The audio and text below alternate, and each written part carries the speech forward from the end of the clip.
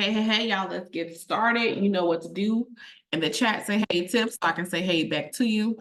I'm excited to chat with you all for the next 30 minutes on some marketing landscape changes. So I extended this opportunity to you exclusively because you've been rocking with me since 2016, 17, probably as your social media manager, as your social media coach, some kind of way, right? But because I have strong systems in place in organization, I still have your contact information. So how about that? Ain't God good?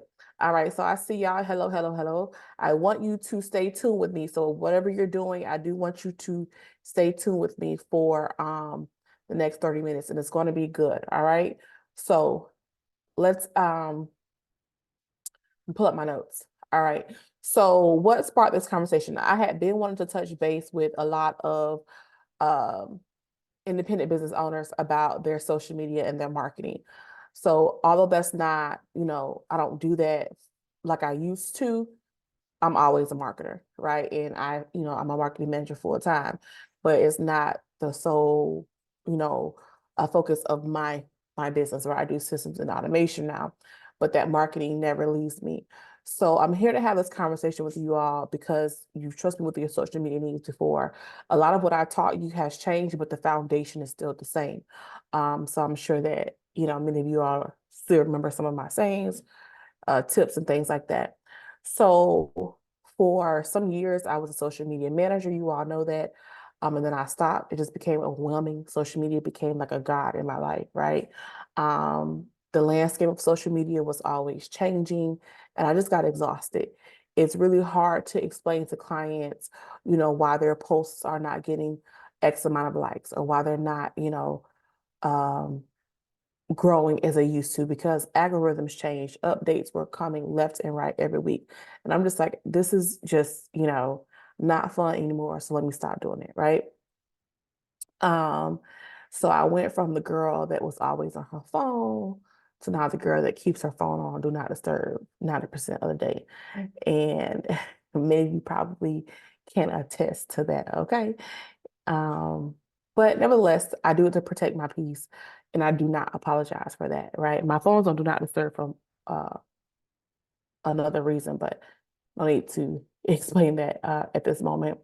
So to add to that, I stayed off of Facebook for 6 months, and just imagine, right? How do I go from being a social media manager, coach, doing social media graphics, to just leaving King Facebook altogether?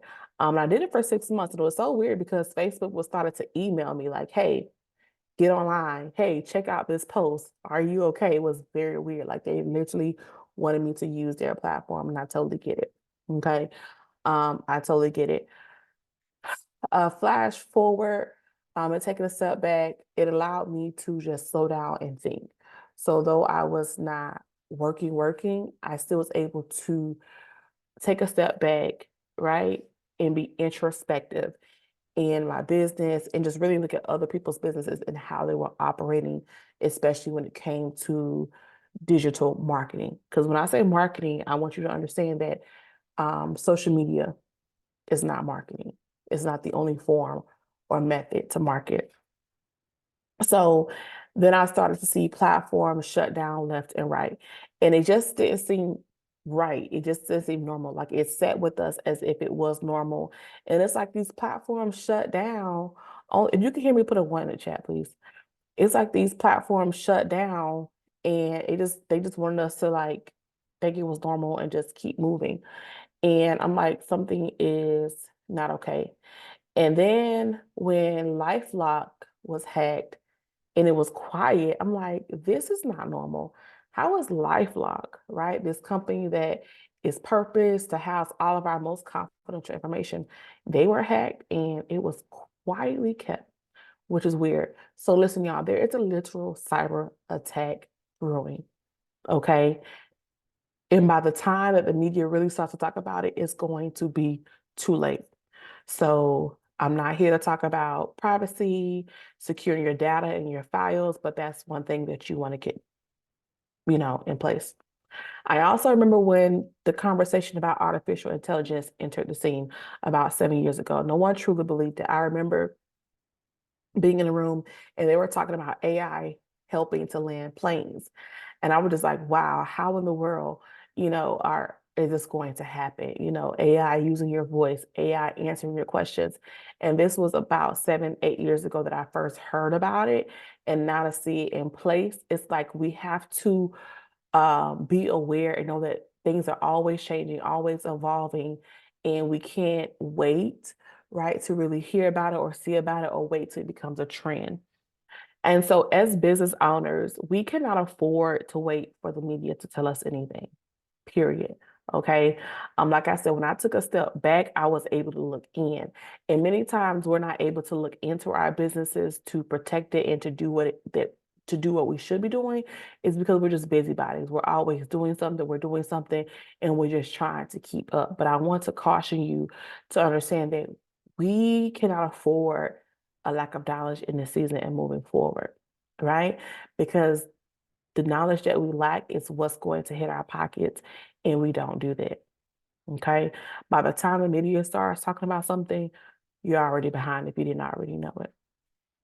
So you really need to make sure that you have a forecasted plan and vision for your company, not just what you're going to do in quarter 1 or what you're going to do in quarter 2. What is your overall big picture? Okay. And knowing that you know how you should be moving in this marketing world. Okay. But how can you do that, right, if you're behind?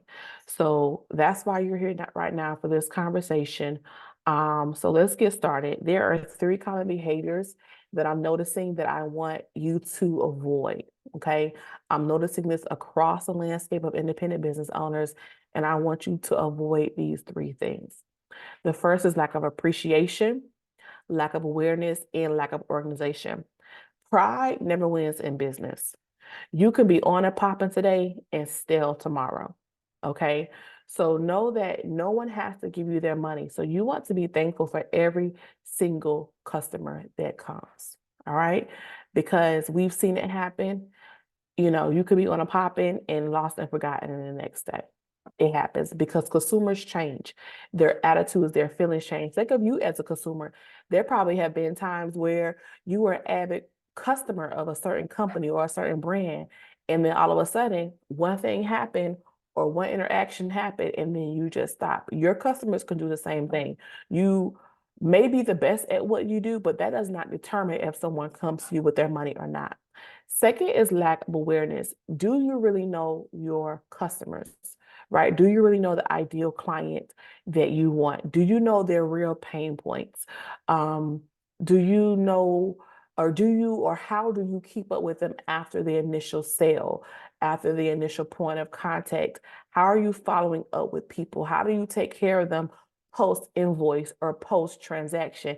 Many times people pay us and then they're just long and forgotten, or we just wait for them to come back to us, or we expect them to come back to us. Get out of that, right? Get out of that. Do you know their journey? I'm going to talk to you about customer journey in a moment. Do you know their income level? You know, um, you can want a top paying client, but do you really have the service that they want? The service as in, are you servicing their need, and are you delivering the type of service that they desire? Are you the professional that they are willing to pay? You can be great at what you do, but if you are not coming across as a person that should earn or get the $10,000 deal or the $5,000 deal, you're not going to get it. Okay. Um, do you know their educational level? Why does that matter, Tiffany? So that you can speak their language. If you service clients and your ideal clients have master's degrees, PhDs, you need to talk a certain way. If your clients don't have GEDs, or they have a basic diploma, or not basic, but a standard diploma, you have to know these things so that you know how to talk to them, so that you know their language, and so that you also know how to price your products. Okay. And on the flip side, ask yourself, what type of clients are you attracting? If you want a certain client and you're not attracting clients in that category, you want to take a moment back to assess, do you have the proper awareness of who you need to target and how you need to target them? Okay. All of this matters in sustaining your business. And the third thing is lacking organization. All right. If I'm going too fast, I will have these notes available for you. I did not do a presentation or anything because I just wanted to get this information to you. I literally just had to like pour all this out. So I'm giving y'all 8 pages of notes almost in like 30 minutes. So if you want this will be available. You have an option to get the notes. The third is lack of organization. Your friends will deal with your lack of organization because they know you, they love you, they understand you, they will pardon you, but strangers will not. So let's just say that you are a life coach and you forgot that you had a session scheduled, a therapy session or a life coaching session scheduled with your friend. Oh, girl, I'm so sorry, I forgot. Your friend might be okay. All right, girl, no problem. A stranger who does not know you, they might see that as unprofessional and move on. So please understand that I'm noticing that these 3 things are common behaviors that are skewing with the proper marketing and presentation of independent businesses. All right. And so you might be thinking, Tiffany, what does this have to do with marketing? It has a lot to do with marketing. And I'm not surprised that you asked because generally we think of marketing as posting on social media, but it's much different than that. You want to remember that social media did not invent marketing. Social media only amplified the way that we market. Let me repeat that. Social media did not invent marketing. Social media only amplified the way that we market. Digital marketing became a thing. Marketing existed way before we had social media platforms. So let's be very clear about that. And we've become so reliant on digital marketing, but it's time to shift with the pendulum. Okay, and consider what we would call the older or traditional ways that we used to market. Because just what if Facebook decided to take another blackout for a week?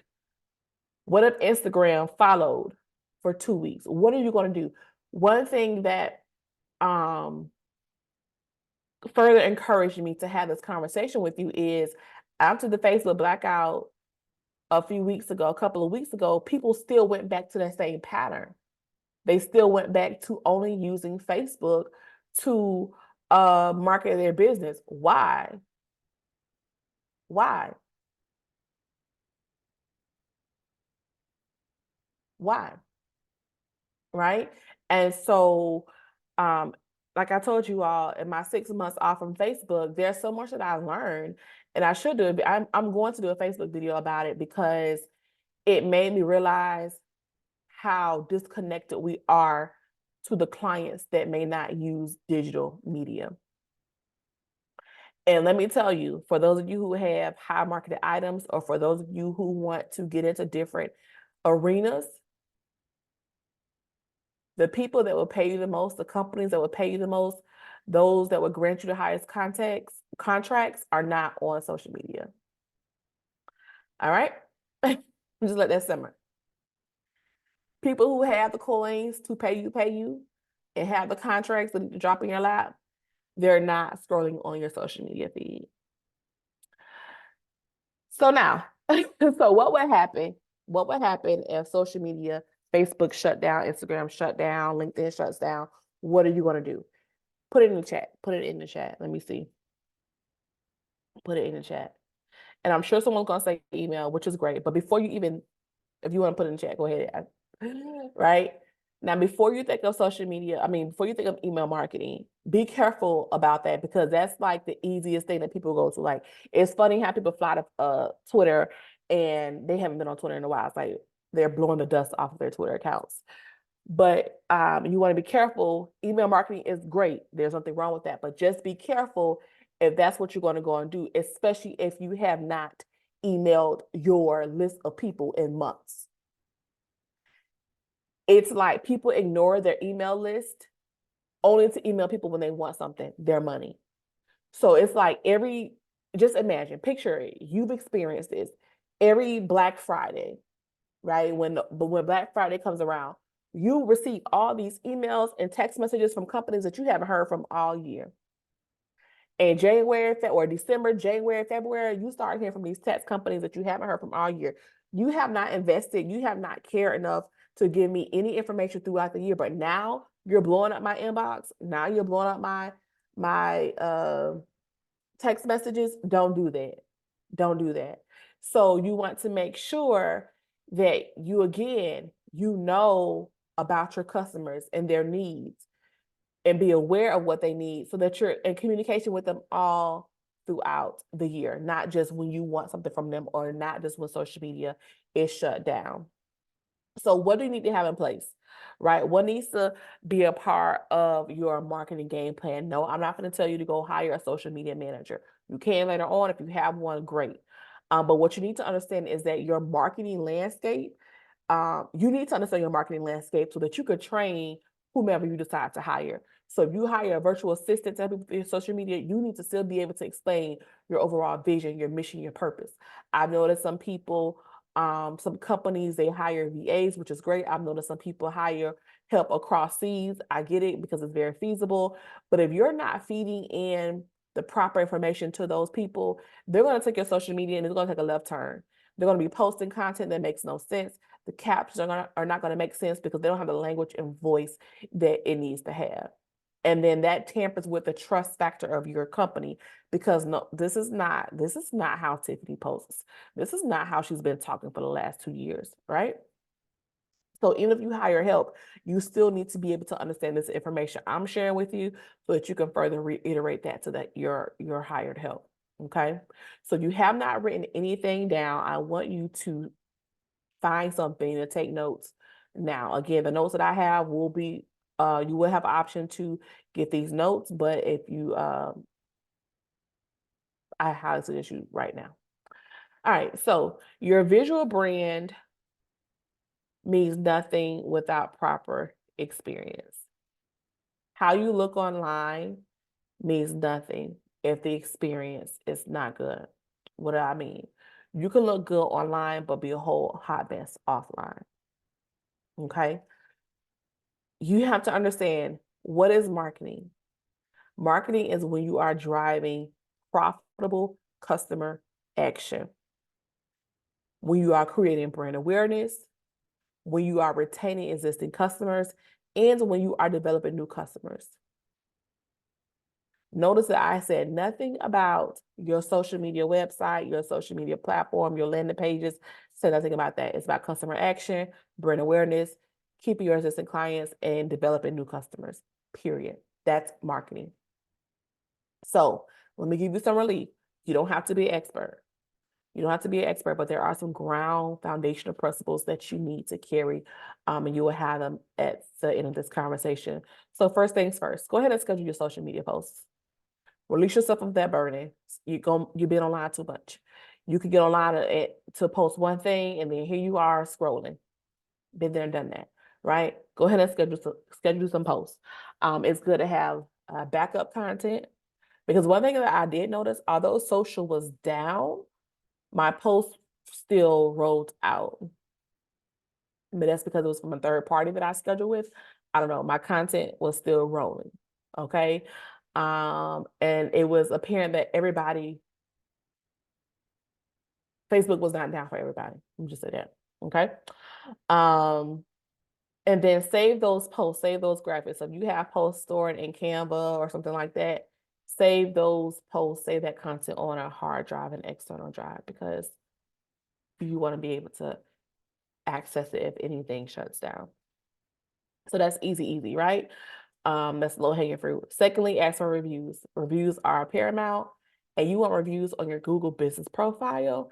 If you don't have a Google business profile, listen, it's easy, it's free. Get it started. There are so many new features on Google profile. Like you can add events, you can add booking. There are so many different features that they have recently been adding. So if you don't have a Google business profile, get one and then start asking people to leave you positive reviews on your Google profile. And then make sure you follow up and thank them. Okay. Thirdly, so those are 2 low-hanging fruit, easy. Thirdly, understand your client's journey. Clients go from not knowing who you are to being apprehensive about doing business with you to consider doing business with you and then to buying. So they go from not knowing who you are to being apprehensive to consider buying, and then to actually buying your service or your product. Once you get paid, you should have an overwhelming sense of gratitude because they had to go through a lot of decision making to determine if they wanted to make that first purchase with you. So applaud yourself. Although I do believe, I do want to say this, when you get paid, it's time to work, not rejoice. Like pat yourself on the back because that was great, but get to work. Most people get paid and they just want to celebrate. No, you need to get to work because that person is expecting an end product from you. Okay. So understand that when you get paid, that's great because they went through a lot of researching other people that do what you do and just overcoming a hurdle. Now, if it was a referral, they did not think as much because people trust referrals, more than they do their own independent decision. Okay. So once you're paid, you want to ensure that your client also wins. It's not just about you getting paid and you feeling good and you make some income. You want to make sure that your client, your customer, also feels like they're winning because after that initial purchase, they will buy again. About 80% of customers will buy again if they purchase one time. Okay. And so the customer's experience is a part of marketing your business. So here are some questions that you want to consider. Do your clients hear back from you after their purchase? Or do you just wait for them to come to you? Or do you just know they're going to come back and buy? And I want you to think of this. Don't even think of your current clientele. Let's say you have zero clientele right now. You don't have a customer base because your current customer base might be most of the people that you know. I want you to think about people that you don't know. You have no client base, you have no friends, no family. You're not a one, you're nobody knows you right now. Okay. And this does not pertain to you already having clients. And if you know all of your clients, I definitely want you to listen because it's time for you to widen that net. So questions to consider. One, do your clients hear back from you after their purchase? How do you assess their experience? How do you assess their experience? So yes, they paid, but that does not automatically mean that they had the best experience. So many times we think, oh, well, I got paid. They paid me, so they loved it. No, sometimes people will come to you first, second, third time, and then they're like, oh, this didn't get better. I have nowhere else to go. You know how many people go to the same hairdresser that they've been going to for a while because the service is mediocre and it's convenient? Do you know how many people go to the same church that they really don't like, but because it's the closest church they go to, they're winging it. But as soon as they find somebody better, they're out and they're out for good and they're telling other people. So they're leaving and they're taking other people with them, right? And the third question you want to ask yourself is, um, people will come back even if their experience is not the best, but after a while they will disappear. How can you prevent that? So that relates to question two. You want to be uh, assessing the client experience ongoing. And then next question to consider is, how can I wow my clients this month? How can I wow my clients this month? What can you do for your client, especially if you have a current client base? Although I just told you that you don't, right? Let's just switch gears. You might have a solid, loyal client base. How can you wow them this month? Because let me tell you what will set you apart. Professionalism is innovation. Because let me tell you something, guess what your clients have been experiencing lately? Not from you, but just in general.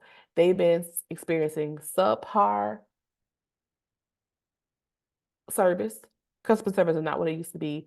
They've been experiencing increased prices on everything. Yes, you are, but you did not get in business for yourself. What is one thing that you could do this one time or one time a quarter, one time a month to really wow your clients other than, oh, my price is going up $3? All right. And listen, y'all know me, so I'm gonna be real, straight no chaser. Bam, it is what it is. And can they truly refer you without giving a disclaimer? I want you to consider that. Like, hey, can I go to what you think about so and so? Girl, she good, but let me tell you, she under the. Can they really refer you without having to give a disclaimer about, she good, but she also not good. Ask yourself that. All right. So first, we'll schedule your post. Second, reviews. 3, understand the client's journey. 4, tend to your touch points. Tend to your touch points. Touch points are when prospective clients first come in contact with your business. So your touch point could be your website, your landing page. It could be a hello at your brick and mortar. It can be your social media accounts. It might be a testimonial they've read. Maybe they met you somewhere out doing community service or networking. That is the initial point where they met you or where they first learned about your business. You need to tend to those touch points. So if you have a website, is it updated? Are your forms updated? Are your links working? Are your terms and conditions updated? Are your business hours updated? Do you have confirmation scheduled? Do you reply to inquiries no matter where they come from? So people are DMing you, is there a response? Like, I'm not big on Instagram DMs, so I have an automatic responder, So tend to your touch points. Same thing with brick and mortar. When someone walks through your door, greet them. I don't care if you're on the phone, if you're busy with another client, acknowledge their presence. If you have a church, your touch points are important. Churches, if you have parking lot attendants, talk to your parking lot attendants and let them know that they are a touch point. Your greeters are a touch point. Your ushers are a touch point. Many people leave churches because of how they were treated before they even heard a sermon or before they even heard a song. Okay? If you have a brick and mortar, how was the parking? Anybody else will leave an establishment that can't find good parking? Those are all touch points. Okay. Is your social media presence refreshing and positive? Okay. And do note that, just a side note, 80% of people Google a location 24 to 48 hours before they go. I can double check, make sure I have that statistic right. But people Google a location, want to see how the building looks and to see how parking looks and to look at pictures before they arrive. Okay. And so you want to ask yourself, how do I look? How do I sound? Am I positioning myself to attract the clients that I want? Y'all, this is bigger than your social media accounts. This is bigger than your website. This is bigger than looking good. Are you positioned to attract the clients that you want? You need to, if you're only posting on your Facebook personal page, I need you to reposition. I need you to reposition. I need you to reposition. Even if you don't desire to have a big business, I have no problem with the term small business, right? Because small and mighty is great, right? I desire to be, a very wealthy solopreneur. I don't want a staff of people. I don't want a team of people, period. Okay. But you have to ask yourself, are you positioned? You don't see Macy's posted from a personal page. You don't see H&R Block post. The CEO of H&R Block is not posting on his personal page.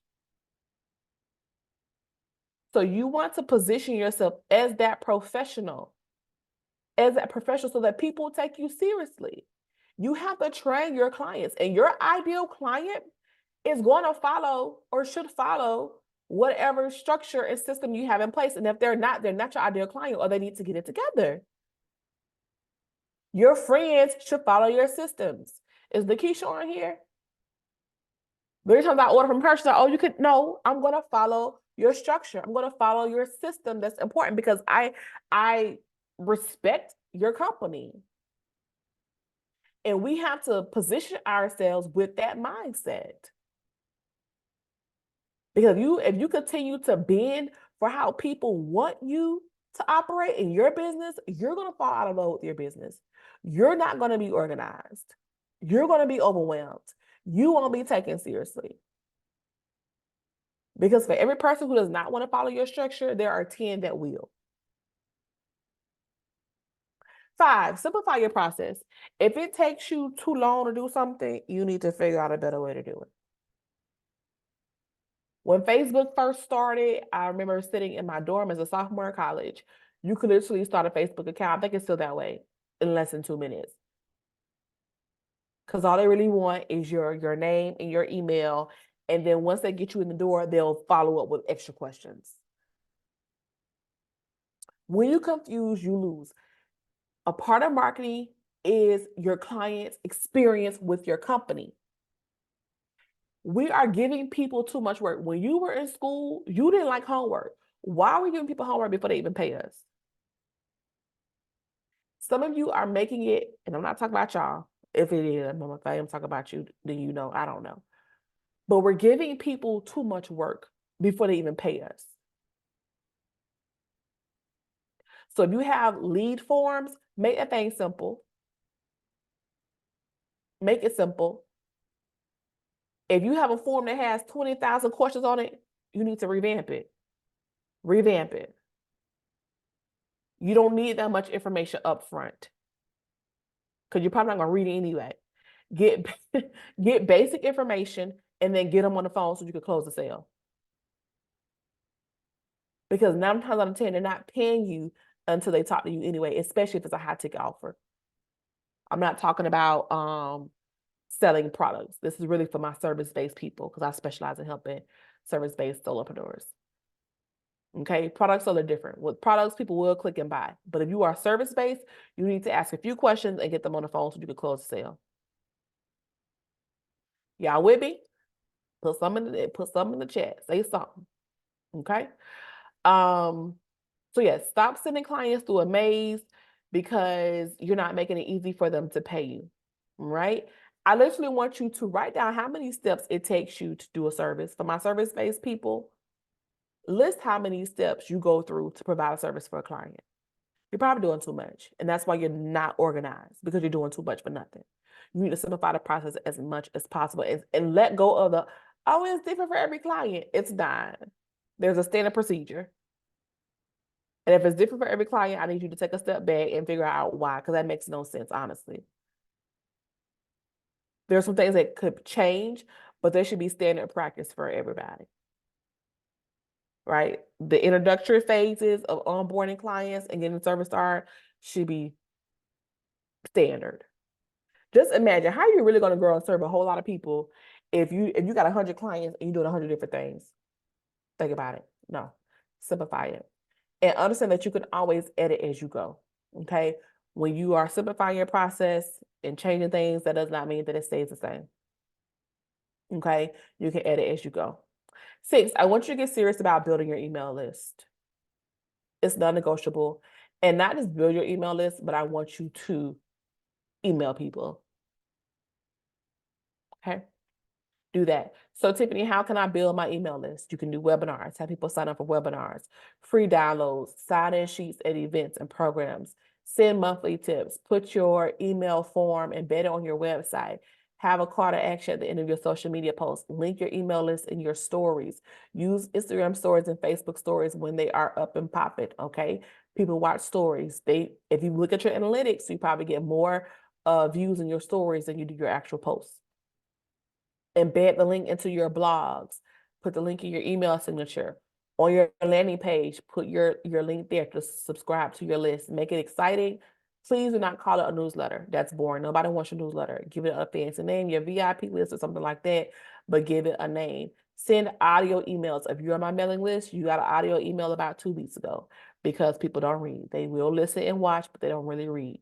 So get creative with your emails, make them interesting, exciting. When you before scheduling your emails, send a test email to yourself and ask yourself, would you want to read it? Would you want to be on the other side of that email? 7, pretend as if, I think we're going to do this a challenge. Let me know if y'all want to do this. Let's see who's bold enough. I want you for a week to pretend like social media does not exist. And go a week without posting anything other than it was already scheduled, right? If it's already scheduled, leave it there. But I want you to just pretend that social media does not exist for a week. And what would you do? What would y'all do? What would you do? Put it in the chat. Well, what would you do if social media did not exist for a week? What would you do? What would you do? It's a good question, right? Wouldn't you agree? So here's some options for you, right? Ask current clients, and your business connections for referrals. Network, get out and network, collaborate, be a guest on someone's podcast, build relationships, attend in-person events. And one thing about that, with attending in-person events, jazz yourself up a little bit. Like find out who's the coordinator, the host, and say, hey, I'm Tiffany, owner of the System Suite. I help solopreneurs organize and systemize their business. In other words, I help service-based solopreneurs stop being the secretary in their business because who start their business to be a secretary? I look forward to attending your networking event. Da, da, da. I'm so excited to be there. Introduce yourself before you get there. So when you do get there and you shake hands with the host, they're like, oh yeah. They feel like they know you, but you gotta put some stake in the ground. This is a side note. Other things you could do, speaking gigs, right? Get your speaker sheet, get out there and do some talking, email marketing, paid ads, blogs, press releases. If you're having an event, you need to start doing press releases and deliver exemplary customer service. Your current clients will become marketing pieces for you. Okay. Become a thought leader in your industry. Start talking more. Be the voice. Be the voice. And I want you to understand that becoming a voice means that you take a stand and stop speaking for people to agree with you. Stand on your truth, whatever that may be in your industry. Forgot who said it, but he was a marketing genius.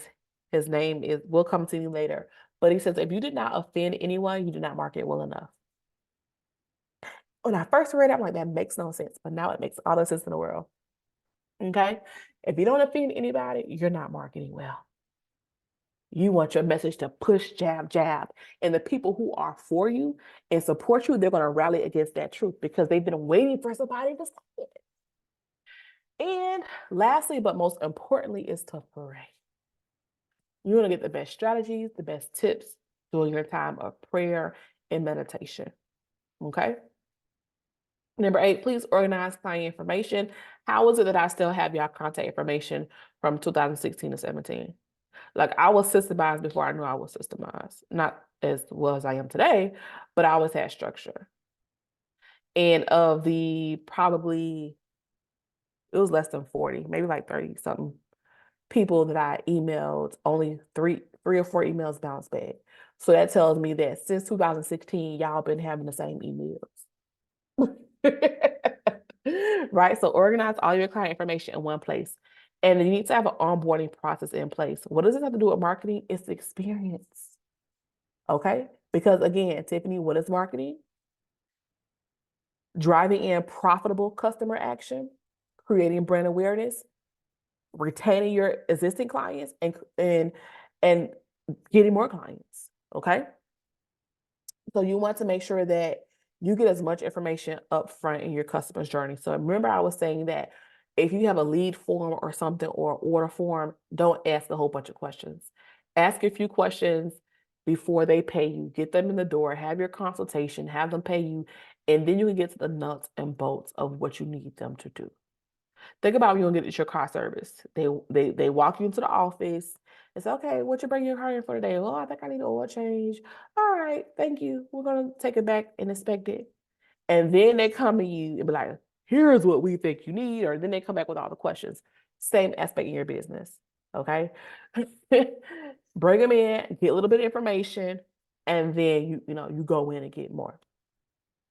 So when you onboarding clients is how you welcome them into your business. Get the information that you need up front. But here are some uncommon things that people don't ask, but you should be asking. Okay. These are important things to know because they matter to your client. They may not matter to you, but they matter to your client.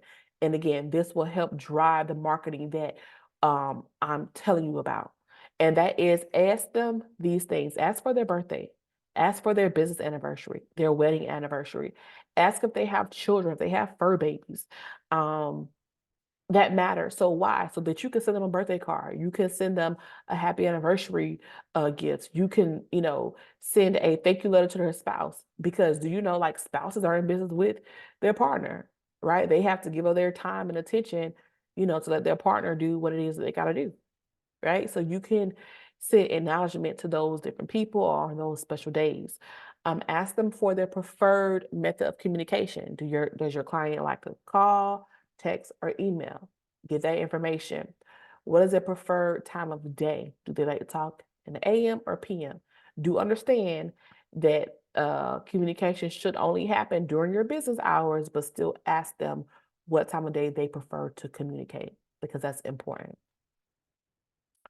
And then secondly, within organizing client information, this helps you to personalize the experience. Every customer wants to feel like your only customer. And that could be very difficult sometimes, right? Especially as an independent business owner, but you can do it. So this helps you to personalize the experience. And if you have all of this information in one place, you can plug in your calendar or however you organize and systemize your business. You don't have to worry about all those things. All right. Number 9, we're almost done, y'all. It's a lot. It's a lot. It's a lot. It's a lot. I want to keep it 30 minutes. So y'all gonna have to get the download. You're gonna have to download these notes. Because I literally have 17 points that I want to share with y'all. And I'm on point 9. I'm going to go to point 12. We'll have to do a part 2. I don't know. No, y'all gotta get the notes. Y'all gotta get the notes. All right, number 9, create checkpoints. Okay. Check the pulse of your clients to prevent buyer's remorse. We've all experienced buyer's remorse. We pay for something and we regret it. The higher an item is, the higher the remorse is. So if you are a coach or a consultant, or you are a designer and you sold a service or a product for $1,200, if a client regrets that purchase, that's not good. And that's typically what people go through. Once they pay you, whether they have the money or not, whether they have money flowing in, or if they had to scrape pennies to pay you, do understand that for a point of time after that purchase, they're kind of like thinking, did I make the right decision? And at that point, you want to seal all, if any, holes, okay, to reassure them that they made the right decision by doing business with you. Send a welcome gift or card, send weekly updates. The client should never have to worry about what are they doing? What are they doing for me? What's going on right now? The last thing you want is a client to say, hey, can I have an update on what's going on? You don't want that. Because when they start to contact you, they are starting to waver. Okay. And ask for their feedback and be prepared for whatever they give you. Less than positive feedback is okay. You can use it. Do you know that some companies have customer service departments just to handle that? Because it happens to everybody. There are companies that have Twitter accounts that only respond to client complaints. It happens. If you ignore it or if you become offended by it, then you need to get over that. Because one, you're not always perfect. You have had some less than favorable experiences, and people are going to have less than favorable experiences with you. I do want to caution to say that make sure that when you initiate the customer journey, once they pay you, be very clear. And this is about, I don't want to get too much into systems and structure, but be very clear about the project goals, the work, the scope of work, and all that kind of stuff at the beginning. Make sure your contract is very clear, because sometimes people forget. Like you've told them, but they forgot. And that's okay, it's natural. When you purchase your cell phone, did you read your contract? Did you read the terms and conditions? No. Most times we don't read that stuff. We just check and go. And when someone is excited to start their journey with you, they don't really read the contract thoroughly. They just click pay or whatever. So yeah, there are ways you can navigate that within your systems and automation, but that's not what we're talking about today. All right. I'm going to give you all one more point, and then I'm going to wrap this up because I want this to be a short conversation. The notes will be available for you if you decide to get them. Number 12, build community. This is point 12. So I'm jumping over again. As I said, I had 17 points that I want to share with you all in 30 minutes. I don't know what I was thinking, but this was just me releasing the thoughts, feelings, and emotions that I've been having about this must-have marketing conversation and just some things I've been seeing that's been making my skin like crawl. I'm like, ah. But again, I want to bring this to you all because you know and understand that it's coming from a good place. And I want to see you all thrive and succeed. Although you probably have not been my client since then because my services have changed, I still care about you. And because I've started my social media journey with you all, I want to kind of just connect and make sure that I'm still giving you quality information that you can still use from now on. All right. So yes, this will be the last point. Yeah. Builds community. Okay. People still want connection. They still want connection. So though we love digital marketing, we love being online, people still desire to be connected. People desire a sense of belonging. It's a part of our core makeup. If you have never heard of Maslow's hierarchy of needs, Google it. People desire a sense of belonging, community, and togetherness. Your community will support you in whatever you do. You can change your product or your service, they're going to follow you. There are people that went from being, there's one girl, I won't say her name, but she has jumped from one multi-level marketing company to another. I mean, like from selling waist trainers to juices to teas, jump from different companies, but her community is so strong, they follow her in whatever company she goes to. There are people who went from selling soap to selling stationery to selling kitchen appliances. Their community is tight, so their community follows them. And the special number is 100. Somebody put that in the chat if you're still here. 100. You only need 100 solid people in your community to like hit income goals. Okay. I don't have time to go into that whole process, explaining that, but just know 100.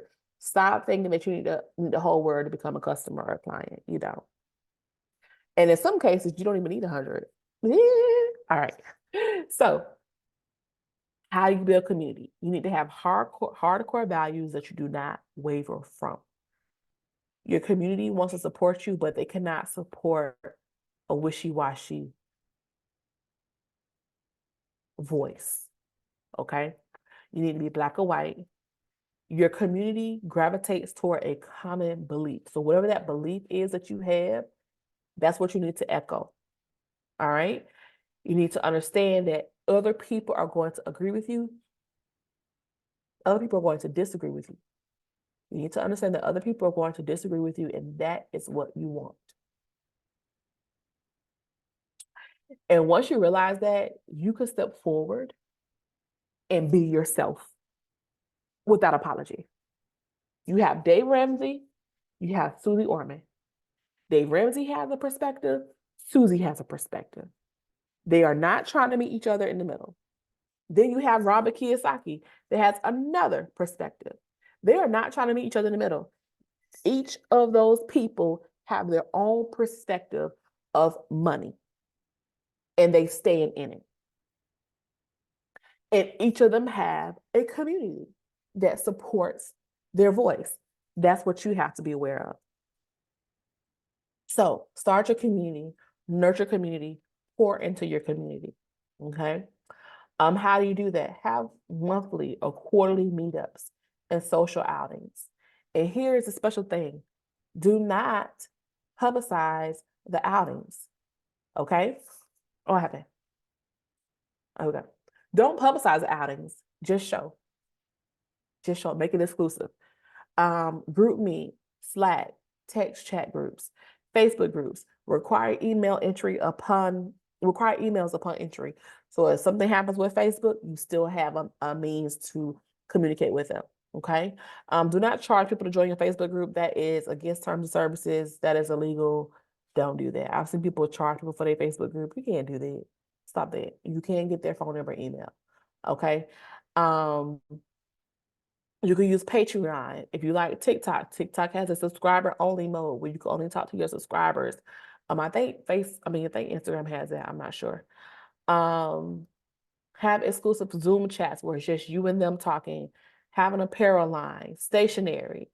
And then that apparel and that stationery has your slogan, your logo, whatever you're known for, right? Because they want to feel a part of that tribe, that community. Okay.